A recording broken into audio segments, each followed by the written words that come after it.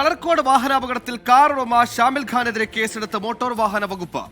നിയമവിരുദ്ധമായി കാർ വാടകയ്ക്ക് നൽകിയതിനാണ് കേസ്. വാഹനം നൽകിയത് കള്ള ടാക്സിയെ എന്ന് മോട്ടോർ വാഹന വകുപ്പിന്റെ റിപ്പോർട്ടിൽ പരാമർശമുണ്ട്.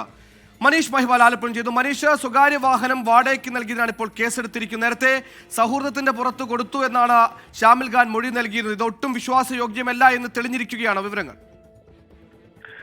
സുഹേൽ, ഇത് സംബന്ധിച്ച് ആലപ്പുഴ മോട്ടോർ വാഹന വകുപ്പ് എൻഫോഴ്സ്മെന്റ് RTO രമണൻ 2 തവണ ഈ വാഹന ഉടമ ഷാമിൽ ഖാന് നോട്ടീസ് നൽകി വിളിച്ചു വരുത്തി മൊഴിയെടുത്തിരുന്നു. പക്ഷെ അപ്പോഴൊക്കെ ഇയാൾ പറഞ്ഞത് വാഹനം സൗഹൃദത്തിന്റെ പുറത്ത് കൊടുത്തു എന്നുള്ളതാണ്. പക്ഷേ ഇത് എൻഫോഴ്സ്മെന്റ് ഇത് വിശ്വാസയോഗത്തിൽ എടുത്തിട്ടില്ല. ഒപ്പം തന്നെ ഇയാൾക്കെതിരെ ഈ വാഹനം നിയമവിരുദ്ധമായി വാടകയ്ക്ക് നൽകിയതിനാണ് ഇയാൾക്കെതിരെ കേസെടുത്തിട്ടുള്ളത്. ഒപ്പം തന്നെ കോടതിക്ക് കൂടി ഇയാൾക്കെതിരെയുള്ള വിവരങ്ങൾ പരാമർശങ്ങൾ നടത്തിയിട്ടുള്ള റിപ്പോർട്ട് ഇന്ന് കോടതിക്ക് കൈമാറും.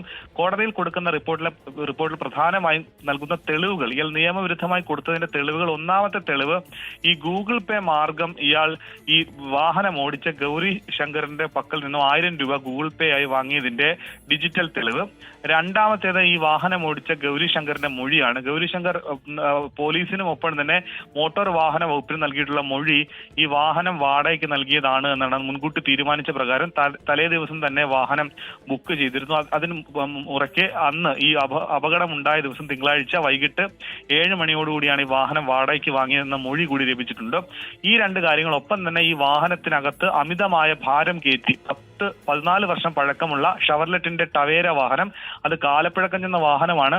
ഈ വാഹനത്തിനകത്ത് 7 പേർ കയറേണ്ട വാഹനത്തിനകത്ത് 11 പേർ കയറ്റി, അതും ഈ ഉടമയുടെ ഉത്തരവാദിത്തമാണ്. ഒപ്പം തന്നെ ഈ വാഹനം ഓടിച്ച വ്യക്തികൾക്ക് ലൈസൻസ് ഉണ്ടോ, മതിയായ രേഖകളുണ്ടോ എന്ന് പോലും അന്വേഷിക്കാതെയാണ് ഇയാൾ വാഹനം വിട്ടു നൽകിയതെന്ന് കാണിച്ചുകൊണ്ടാണ് കോടതിക്ക് റിപ്പോർട്ട് കൈമാറിയിട്ടുള്ളത്. ഇനി കൂടുതൽ നടപടി കോടതിയുടെ നിർദ്ദേശപ്രകാരമായിരിക്കും എൻഫോഴ്സ്മെന്റ് ഇയാൾക്കെതിരെ നടപടി എടുക്കുക. നേരത്തെ നമ്മൾ സഞ്ജു ടെക്കി, അതായത് ഈ ഓടുന്ന കാറിനകത്ത് സ്വിമ്മിംഗ് പൂൾ സജ്ജീകരിച്ചുകൊണ്ട് വാഹനം ഓടിച്ച് സഞ്ജു ടെക്കിക്ക് ഹൈക്കോടതി അടക്കം ഇടപെട്ടുകൊണ്ടായിരുന്നു എൻഫോഴ്സ്മെന്റ് നടപടിയെടുത്തത്.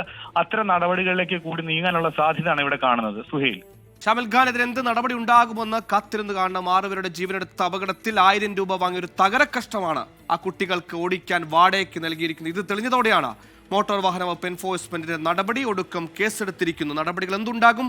ഈ കേസിൽ ഷാമിൽ ഖാനെ കാത്തിരിക്കുന്നു എന്തെന്ന് കണ്ടറിയാൻ